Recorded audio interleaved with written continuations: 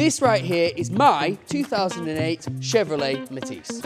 Yes, it's had a hard paper round, but I picked it up on Facebook Marketplace for 500 quid. Over the next couple of weeks, we're going to completely gut this car. We're going to take the door cards off, we're going to take the headlining out, everything will be back to bare metal, seats will come out, and we're going to see how much difference we can make when we add our soundproofing. Okay, so let's talk details. Under here, it is an American motor, so you'd expect to see a V8. Well, you'd be wrong. It produces a whopping 65 horsepower. So that's the engine. I think that's all we need to see there. Yep. It's got mismatched lights. I don't think it originally had mismatched lights, but it now does. It's been, well, let's just say it's had a life. Here we've got a few battle scars. It wasn't me. I don't know how those were caused. We've got some great panel alignment here. The wings are, well, they're lightweight. They are, yeah. It's a race car, it's lightweight. It's a race car. It was designed for the track, this car. We've got to stay serious here.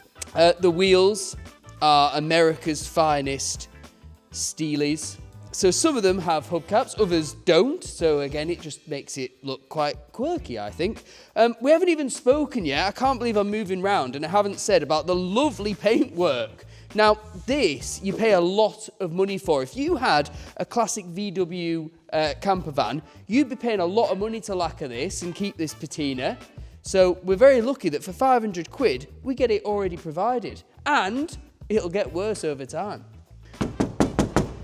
Doors need a bit of work. Nice bit of patina there as well. And 4-door as well. So it is actually a family car. I mean, okay, the boot is that big, but it is a family car because it's got 4 doors and it's got a bit of leg room in there as well. You don't always get that with cars of this age, so you're very lucky. The boot, you open the boot in here. The boot has its own mating call. Is there a spare wheel?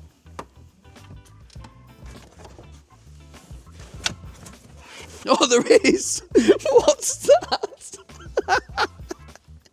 They have borrowed a spare wheel from a classic Mini.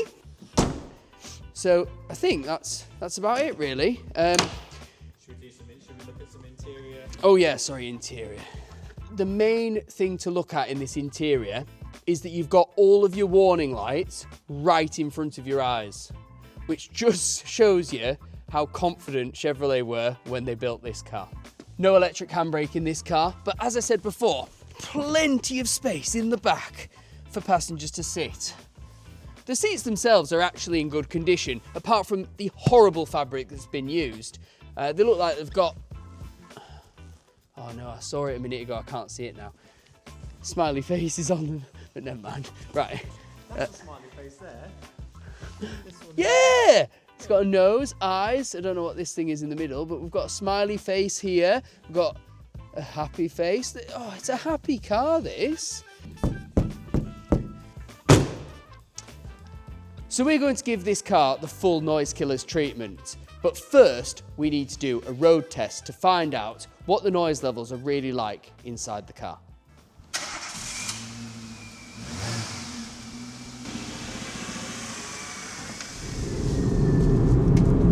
So now we're in the Matisse. We are going to do a road test to see what the decibel reading is for the interior.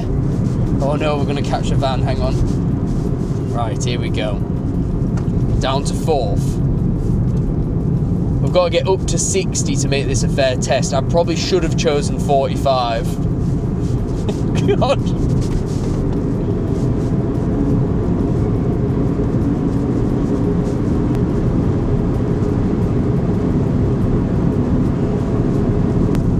Just made it to 60. And we have a noise level, which we will have a look at in just a moment. Okay, so we've just jumped out of the Matisse. We've got our noise levels for that one. Now we're going to get in the luxury electric vehicle and see how much quieter this one is. Okay, so we've done the sound test in the Matisse. Now we are going to do the same test at the same speed, 60 miles an hour, on this straight road, and we're going to record it with the same recording device.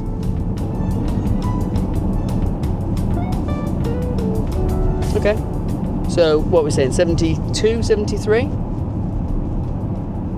Right, perfect. Okay, let's get back.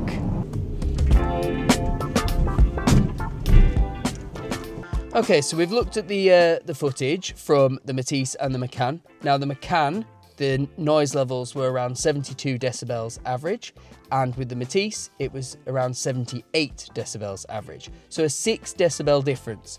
So 72 decibels is like cruising at 60 miles an hour in a reasonably quiet car. Now 78 decibels is like cruising at 60 miles an hour in a Land Rover Defender with no soundproofing.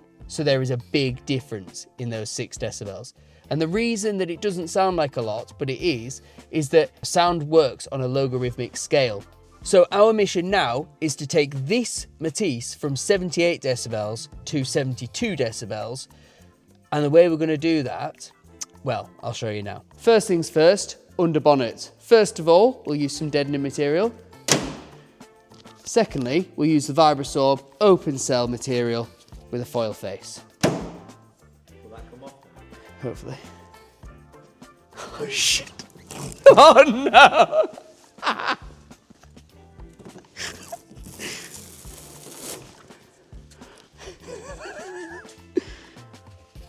This stuff's really sticky. Oh. Yeah.